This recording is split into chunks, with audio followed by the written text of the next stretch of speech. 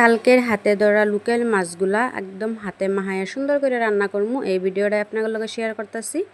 তো এই যে এই না কিন্তু সুন্দর করে আমি আলু কয়েকটা মানে 2-3টা আলু চিকনা চিকনা করে ফইলা লইলাম, তার বাদে পেঁয়াজ কুচি কাঁচামরিচ দিয়ে এনে সব ধরনের মশলা দিয়ে কিন্তু ভালো করে হাতে মাখিয়ে লমু। আর হাতে মাখা তরকারি বহুত দিন হয়েছে খাই না, তো ভাবলাম যে না আজকে হাতে মাহাই, কারণ কি লোকাল মাছ একদম তাজা, খাইতেও খুব পরিমাণ ভালো লাগবো।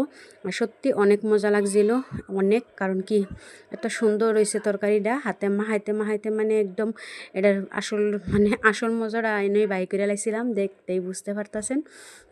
তো দেখেন পুরাটা ভিডিও, আশা করি সুন্দর একটা কমেন্ট করবেন। আর হ্যাঁ, আমার পেজটা সবাই ফলো করবেন, একদম কম ফলোয়ার্স, ওখানে ফলোয়ার্স বাড়তেছে না। 1 সপ্তাহ হয়ে গেছে পেজের বয়স, কিন্তু ওখানে 60টা ফলোয়ার্স হয়েছে না, মাত্র 59 হয়ে রয়েছে ওখানে।